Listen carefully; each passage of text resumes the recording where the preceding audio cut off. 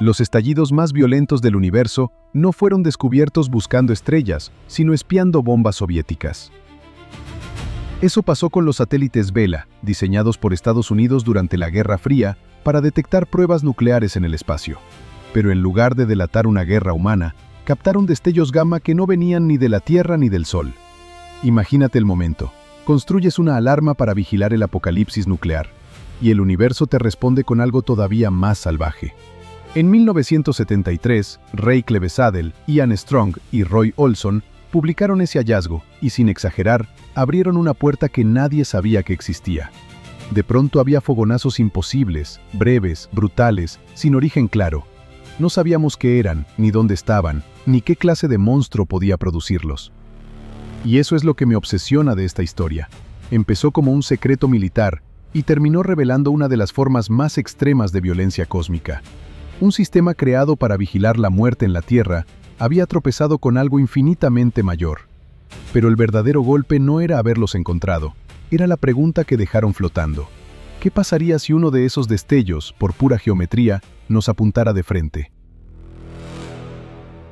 La peor versión de esta historia no es que la Tierra explote, es que siga intacta, mientras el aire deja de protegernos.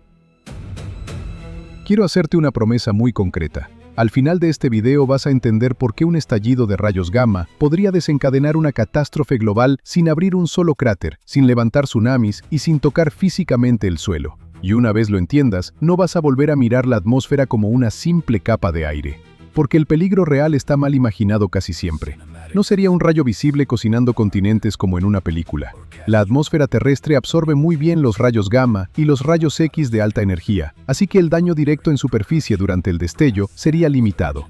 Suena tranquilizador, hasta que recuerdas que absorber energía también significa romper moléculas. Ahí empieza lo inquietante.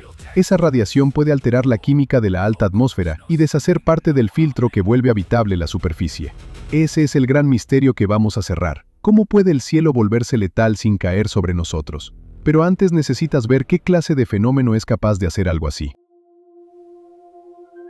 Aquí es donde la cosa se pone elegantemente monstruosa. No hay una sola clase de estos estallidos, sino al menos dos familias principales. Los largos duran más de 2 segundos y se asocian al colapso del núcleo de estrellas masivas, muy probablemente del tipo Wolf-Rayet. Esas estrellas ya vivían al límite, perdiendo capas, empujadas hacia un final brutal. Los cortos duran menos de 2 segundos y hoy se vinculan con mucha solidez a fusiones de estrellas de neutrones y quizá en algunos casos a una estrella de neutrones tragada por un agujero negro. Dos caminos distintos, el mismo horror luminoso.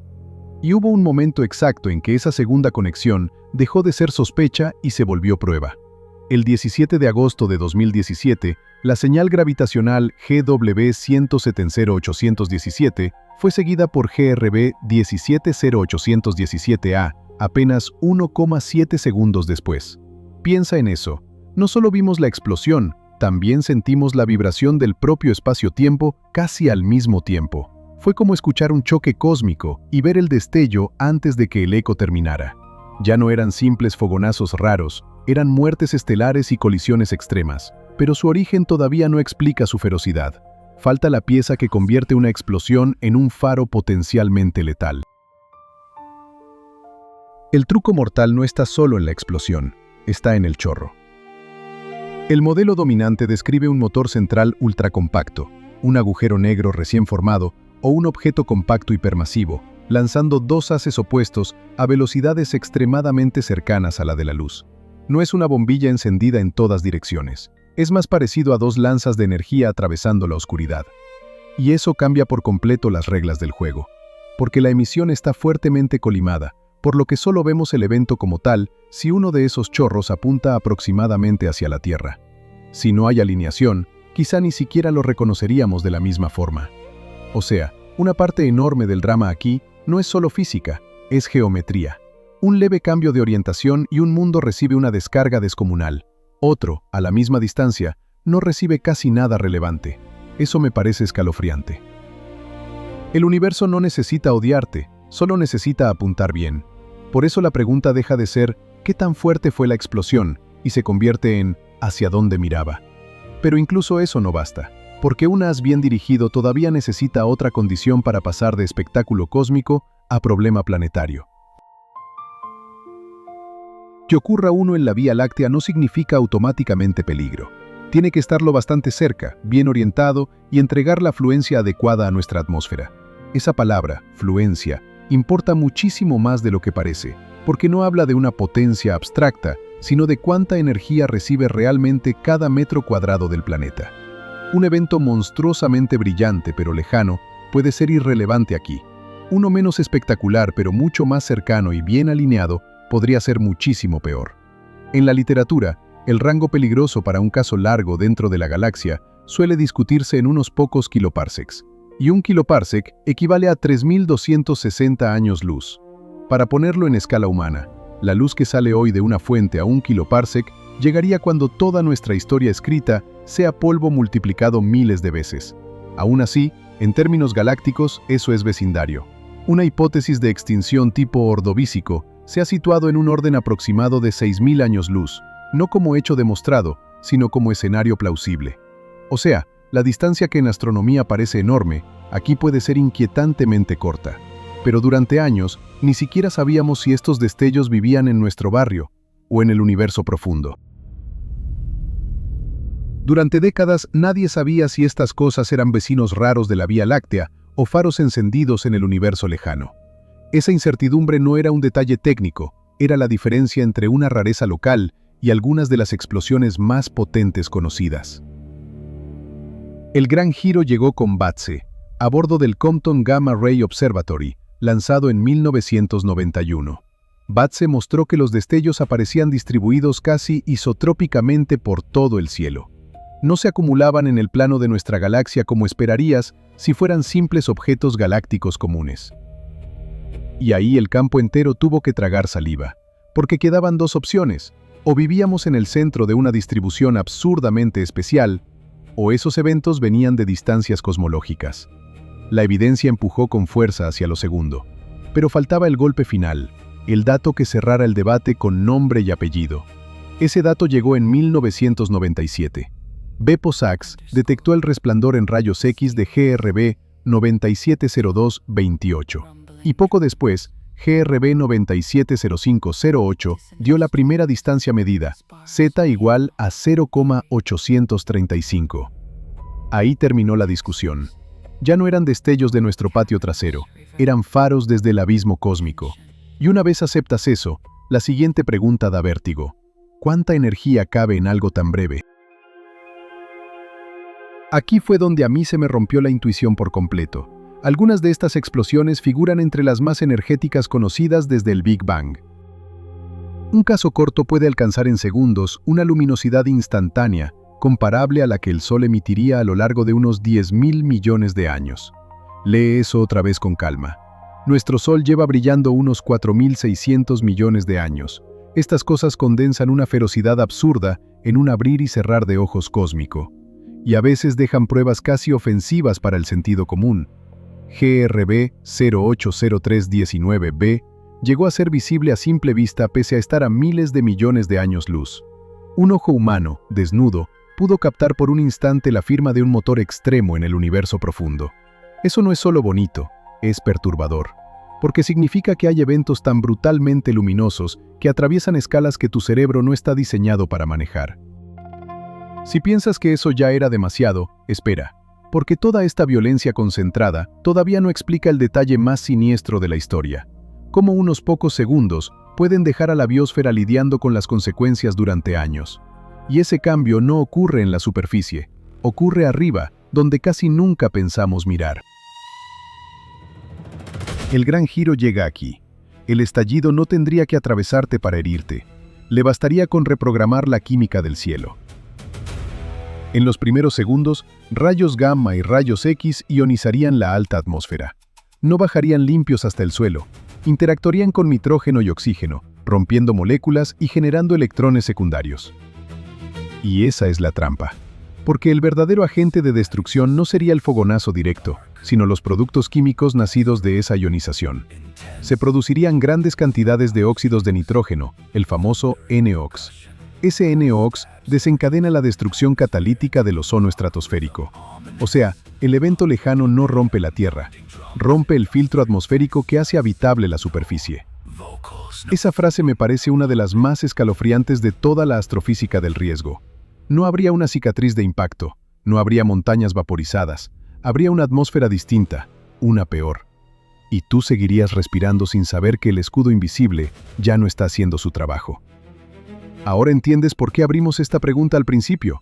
Pero cuando los modelos pusieron números a este mecanismo, el miedo dejó de ser filosófico y se volvió medible. Y aquí aparecen los números que convierten una idea inquietante en una amenaza concreta. Modelos atmosféricos de referencia estudiaron un pulso de 10 segundos con una afluencia de 100 energía por metro cuadrado. 10 segundos.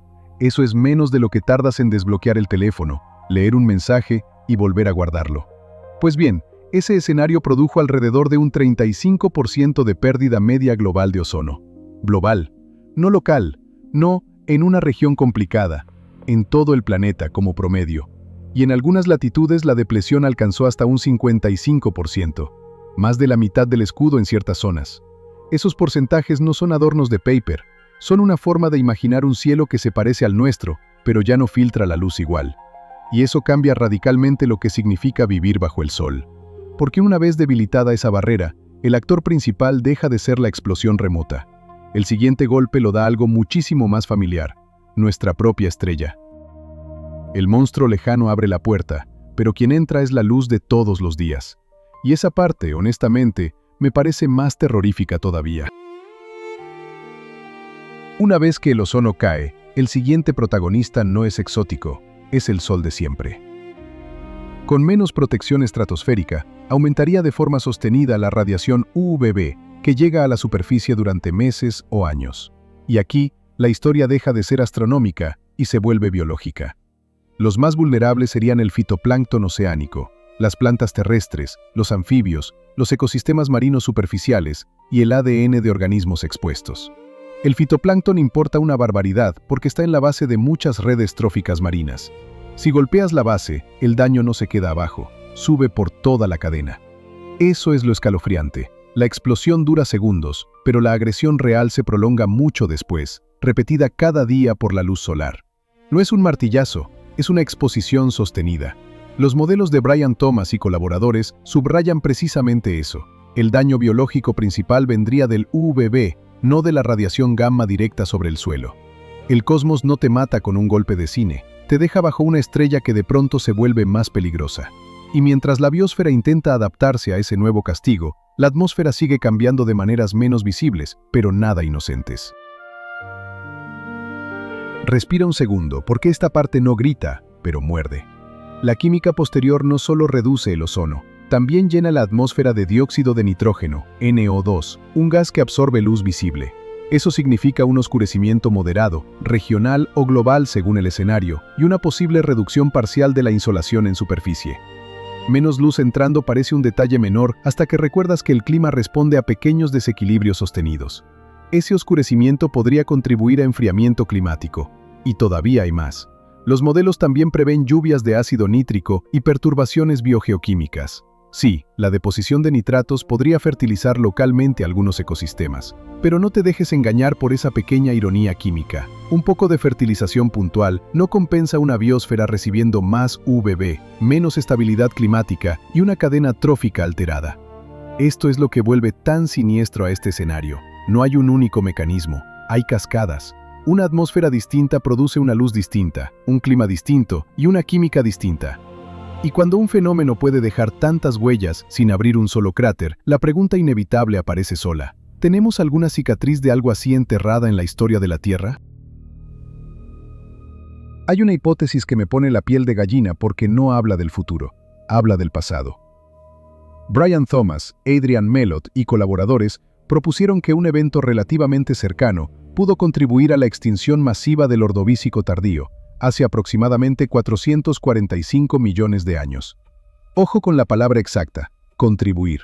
No está demostrado, no hay consenso final, y esa prudencia importa muchísimo. A diferencia de un asteroide, algo así no deja un cráter inequívoco para señalar con el dedo. Su firma sería indirecta, patrones de extinción por latitud, estrés UV, anomalías químicas y perturbaciones del ciclo del nitrógeno. Es una huella fantasma, una cicatriz sin golpe visible. Por eso resulta tan difícil convertir una hipótesis físicamente plausible en un veredicto geológico definitivo. Y sin embargo, la sola posibilidad cambia cómo miras las grandes extinciones. Tal vez algunas no fueron causadas por una roca cayendo del cielo, sino por el cielo cambiando de química. Eso me parece una idea brutalmente elegante y brutalmente triste. La Tierra podría haber sido herida por un evento que no dejó ruinas, solo consecuencias. Pero hoy ya no dependemos solo de rocas antiguas. Ahora vigilamos el cielo en tiempo real. Y aquí entra la parte más humana de toda esta historia. No podemos evitar estos eventos, pero sí podemos cazarlos en tiempo real. Swift fue lanzado el 20 de noviembre de 2004, y para 2015 ya había detectado su GRB número 1000. Eso no es solo una cifra redonda, es una revolución en vigilancia cósmica. Swift convirtió en cielo violento en algo rastreable, casi conversable, porque podía detectar y reaccionar rápido. Luego llegó una nueva generación. SBOM fue lanzada el 22 de junio de 2024 a una órbita de 625 kilómetros y puede retransmitir alertas al suelo en menos de un minuto. Menos de un minuto. En astronomía de transitorios, eso es oro puro. Permite que telescopios terrestres y espaciales corran detrás del resplandor antes de que se apague la parte más reveladora. Y ya está dando resultados potentes. En marzo de 2025, GRB 250314A fue seguido por una supernova observada con el James Webb A, Z aproximado de 7,3, cuando el universo tenía unos 730 millones de años. Estamos viendo muertes estelares de la infancia cósmica. Pero cuanto mejor lo seguimos, más evidente se vuelve algo incómodo. Estos faros no solo amenazan mundos, también exponen los límites profundos de la física. El 9 de octubre de 2022 apareció un evento tan descomunal que NASA lo describió como un posible caso de 1 entre 10.000 años en la historia observacional humana. Ese evento fue GRB 22009A. Ocurrió a Z igual a 0.151, unos 2.400 millones de años luz, una distancia extraordinariamente cercana para algo tan energético. En 2024, el James Webb confirmó su supernova asociada, SN 2022 XICW, reforzando el vínculo entre estos estallidos largos extremos y el colapso estelar. Pero lo que vino después fue todavía más salvaje. El evento produjo un fotón de 400 GeV, reportado en 2024, y detecciones de hasta decenas de TeV por LASO, empujando y tensionando modelos de emisión de muy alta energía. Traducido al idioma humano, no fue solo brillante, fue tan extremo que obligó a revisar qué tan lejos pueden llegar nuestros modelos sin romperse. Incluso sus ecos de polvo iluminaron nubes a unos 1.300 años luz y otras hasta 4.600 años luz por encima del plano central galáctico. Una sola explosión encendiendo estructuras enteras de nuestra galaxia. Y ahí llega la lección final, la que de verdad se te queda pegada. La habitabilidad no depende solo de agua y temperatura, depende también del vecindario galáctico y de catástrofes raras que pueden cambiar el aire sin tocar el suelo.